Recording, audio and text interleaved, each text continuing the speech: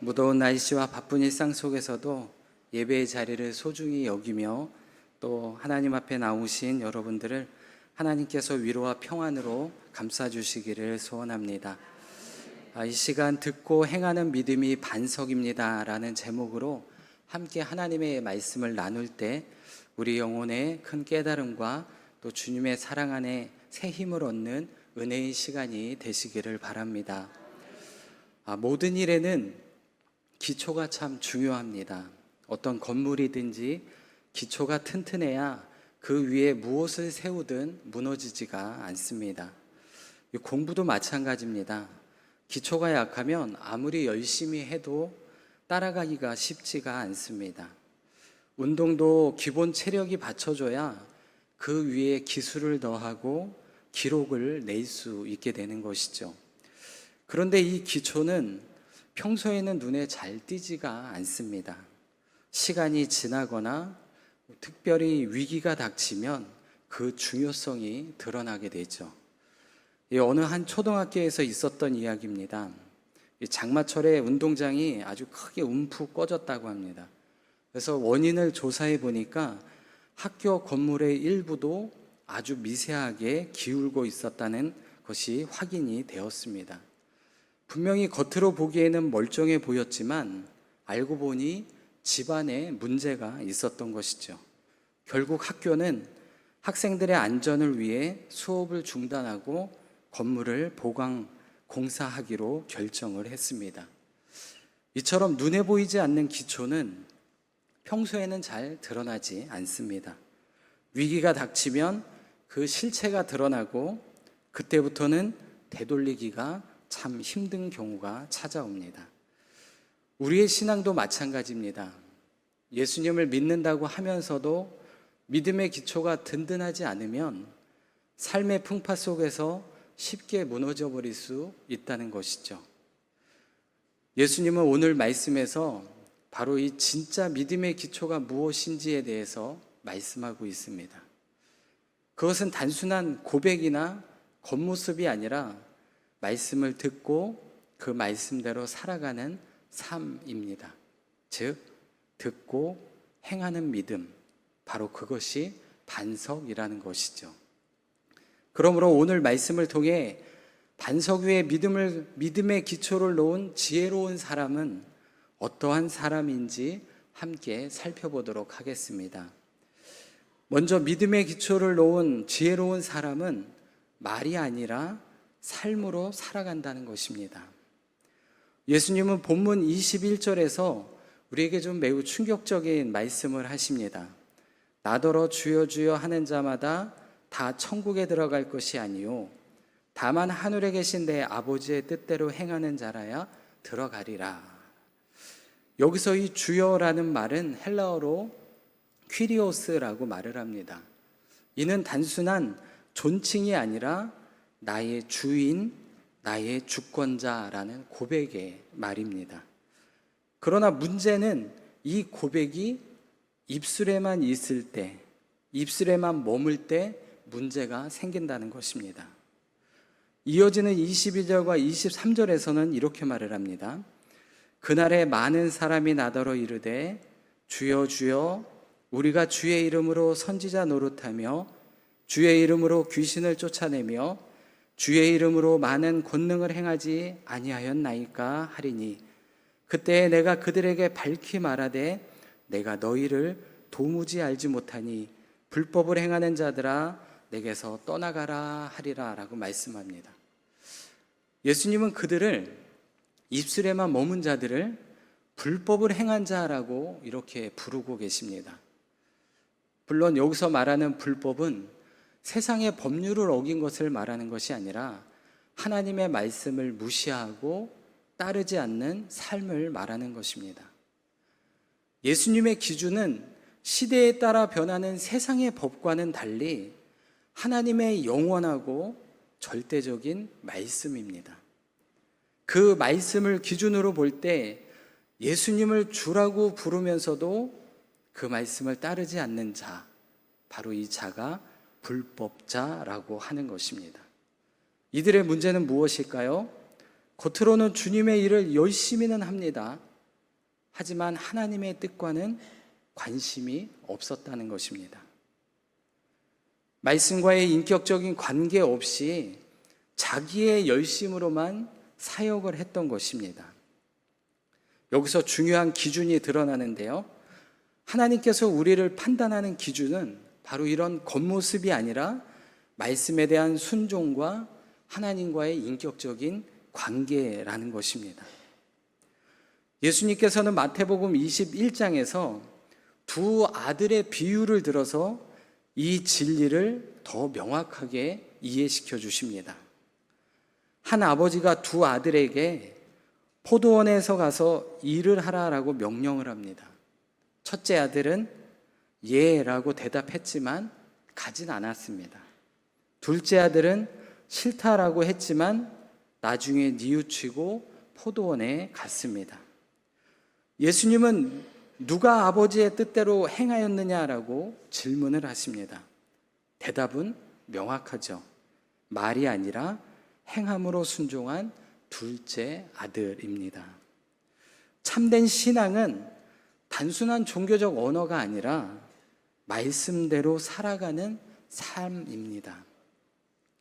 예수님을 삶의 주인으로 모시고 하나님의 뜻을 따르는 삶, 그것이 반석 위에 세운 믿음입니다. 어느 신학생이 수업 중에 교수님에게 물었습니다. 교수님, 말씀을 많이 들어도 왜 제 삶은 바뀌지 않습니까? 그러자 교수님이 말없이 의자를 가리키며 말을 했습니다. 이 의자는 강한 철로 만들어 아주 튼튼하단다. 하지만 아무도 앉지 않으면 아무 소용이 없단다. 말씀도 마찬가지란다. 내 삶에 말씀을 앉혀야 한다.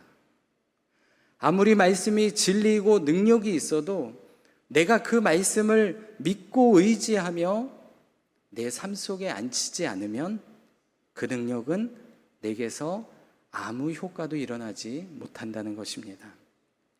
말씀은 머리로 이해하는 것이 아니라 삶 속에서 결단하고 적용할 때 진짜 능력이 나타나게 됩니다.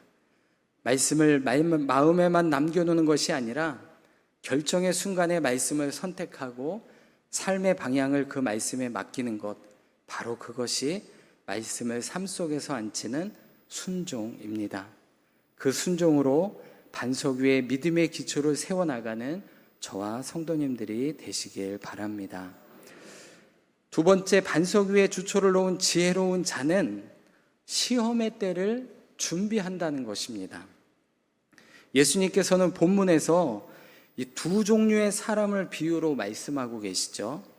듣고 행하는 자는 반석 위에 집을 지은 지혜로운 자, 듣고 행하지 않는 자는 모래 위에 지은 어리석은 자입니다. 사실 겉으로 보기에는 두 집이 좀 비슷해 보이기도 합니다. 하지만 결정적인 차이는 폭풍이 닥칠 때 드러난다는 것이죠. 여기서 예수님께서 강조하신 비와 창수와 바람은 단순한 자연 현상이 아닙니다. 이 삶의 시험과 환난, 그리고 무엇보다 심판의 날을 상징하는 것입니다. 그래서 이 신학자 레온 모리스라는 사람은 이 본문을 이렇게 한번 해석을 했습니다. 예수님께서 언급하신 바람과 비는 인생의 고난뿐만 아니라 궁극적으로 하나님의 심판 앞에서 그 사람의 삶이 드러나는 장면을 예표하는 것이다. 평안할 때는 몰라도 고난의 날에 무엇 위에 세워졌는가, 그의 삶이 다 드러나게 된다라는 것입니다. 이 원리는 건축에서도 그대로 적용이 됩니다. 지진이 잦은 일본에서는 건물을 지을 때 반드시 내진 설계를 해야만 합니다. 지진이 일어나기 전에는 그 견고함이 드러나지 않지만 지진이 났을 때는 내진 설계를 했느냐 안 했느냐에 따라서 생사가 갈리는 아주 중요한 일이 되기 때문입니다. 우리의 믿음도 마찬가지입니다. 평안할 때는 모릅니다. 고난과 시험이 닥칠 때 그 기초가 드러나게 되는 것입니다. 감정이나 분위기 위에 쌓인 신앙이라면 흔들리고 말 것입니다. 하지만 말씀 위에 세운 신앙은 절대 흔들리지 않습니다. 예수님은 누가복음 23장 31절에서 베드로에게 자신을 배신할 것을 아시면서 이렇게 말씀을 합니다. 사탄이 너를 밀가부르듯 하려고 한다라고 말씀하시죠. 왜 이 말씀을 하셨냐면 베드로를 향해서 시험이 다가오지만 그 믿음이 완전히 무너지지 않도록 내가 널 위해 기도하고 있다는 것을 말씀해 주고 있는 것입니다. 그러나 실제 베드로는 어떻게 됐습니까? 그의 신앙은 온전히 무너지고 말았습니다. 하지만 거기서 끝나진 않았습니다. 예수님의 기도와 말씀으로 그는 다시 회복되었죠. 이처럼 진짜 신앙은 실패나 실수, 거기에 넘어질 수는 있습니다. 그러나 다시 거기서 일어나는 힘이 있다는 것이죠. 그러므로 지혜로운 사람은 평안할 때 기초를 세워야 하는 것입니다. 위기가 닥쳐올 때 기다리는 것이 아니라 지금 이 순간 말씀 위에 자신의 삶을 세워 나가셔야 합니다. 믿음은 위기 속에서 생겨난다라고 말하는 사람도 있습니다. 하지만 그렇지 않습니다. 평안할 때 준비된 기초 위에 드러나는 것입니다. 지금 성도님들의 삶은 무엇 위에 세워진 것 같습니까? 감정과 환경, 사람의 평가 위에 세워진 신앙이라면 분명 쉽게 흔들릴 것입니다. 하지만 하나님의 말씀에 뿌리내린 믿음이라면 어떠한 풍파 속에서도 폭풍 속에서도 견딜 수 있는 것이죠. 말씀을 듣고 마음에만 담지 마십시오. 말씀을 삶의 자리에 뿌리 내릴 때 우리의 믿음은 흔들림 없는 반석 위의 집처럼 견고히 세워 나가실 것입니다. 평안하십니까? 기초를 세우시기 바랍니다. 세 번째는 반석 위에, 이제 마지막으로 반석 위에 믿음을 세운 사람은 그럼 어떠한 삶을 살아가야 하는지 살펴보고자 합니다. 우리는 때로 신앙을 순간의 열정이나 특정한 사건으로 이해할 때가 참 많습니다. 하지만 예수님께서 오늘 비유를 통해 말씀하신 지혜로운 사람은 그저 한순간의 감동에 머무르지 않고 그의 삶 전체의 흐름이 하나님의 말씀과 연결되어 있다는 것을 알게 됩니다. 그는 말씀을 단지 듣는 자가 아니라 말씀을 삶의 기준으로 삼는 자입니다. 한두 번의 감정에 순종해서 가는 것이 아니라 비가 오거나 눈이 오거나 바람이 불거나 일관되고 지속적인 순종의 삶을 살아가는 것입니다. 그런데 그 삶은 화려하거나 눈에 띄지도 않습니다. 날마다의 결정 속에서, 사랑과의 관계 속에서, 어려움 앞에서 그저 주님이라고 부른 그 하나님의 뜻을 따르기 위해 그저 묵묵히 살아가는 삶인 것입니다. 이런 삶이 바로 반석 위에 믿음을 세운 사람의 삶입니다. 요한일서 2장 3절과 6절에서는 사도 요한은 이렇게 말을 합니다. 우리가 그의 계명을 지키면 이로써 우리가 그를 아는 줄로 알 것이요 그 안에 산다고 하는 자는 그의 행하시는 대로 자기도 행할지니라 라고 말씀합니다. 믿음은 지식이나 감정이 아니라 순종입니다. 말씀을 듣고 감동받는 데서 멈추는 것이 아니라 작은 일 속에서도 하나님의 뜻을 따라 살려가는 태도, 그것이 바로 반석 위에 믿음을 세우는 자의 삶입니다. 이런 순종은 때로 손해보는 것처럼 보이기도 합니다.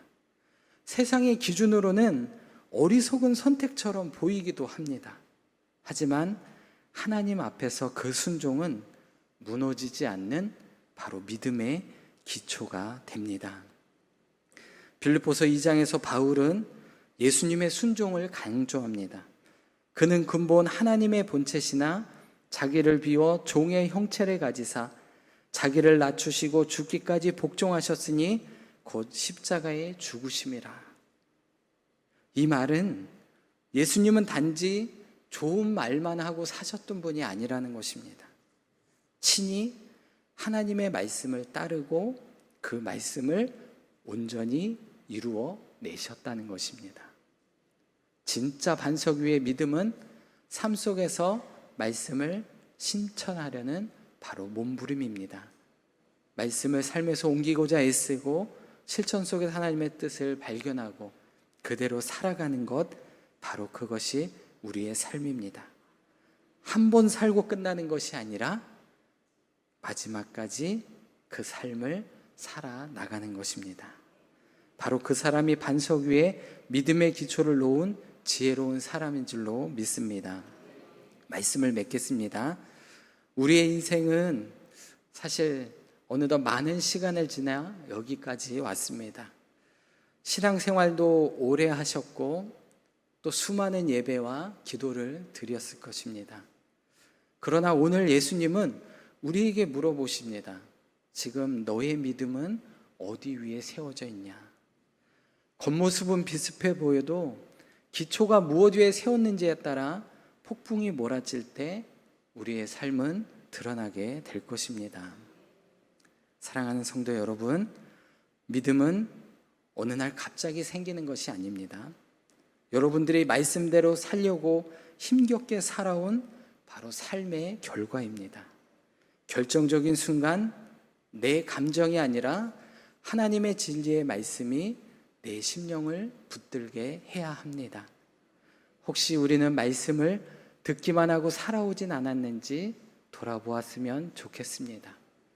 하나님의 뜻보다 내 생각과 감정에 따라 믿음의 방향을 정해오진 않았는지 한번 돌아보셨으면 좋겠습니다. 이제 우리에게 남은 시간 더욱 말씀 위에 기초를 든든히 놓을 기회로 삼으시길 바랍니다. 그래서 하나님의 말씀에 순종하고 예수 그리스도를 내 삶의 진짜 주인으로 모시고 하루하루를 말씀대로 살아가는 복된 삶이 되시기를 바랍니다. 기도하겠습니다. 사랑의 아버지 하나님, 오늘도 주님 말씀을 통해 우리의 믿음의 기초를 점검하게 하시니 감사를 드립니다. 저희가 말로만 주여 주여 하는 자가 되지 않게 하시고 말씀을 듣고 행하는 지혜로운 자가 되게 하여 주옵소서. 우리의 믿음이 흔들리는 세상 속에서도 예수 그리스도라는 반석 위에 든든히 세워져 시험과 환난 가운데 무너지지 않게 하시고 끝까지 하나님의 뜻을 따르며 살아가게 하여 주옵소서. 말씀에 순종하는 참된 제자의 삶을 살게 하시고 주님 다시 오는 날 천국에 합당한 자로 서게 하여 주옵소서. 모든 것 감사드리며 예수 그리스도의 이름으로 기도드리옵나이다. 아멘.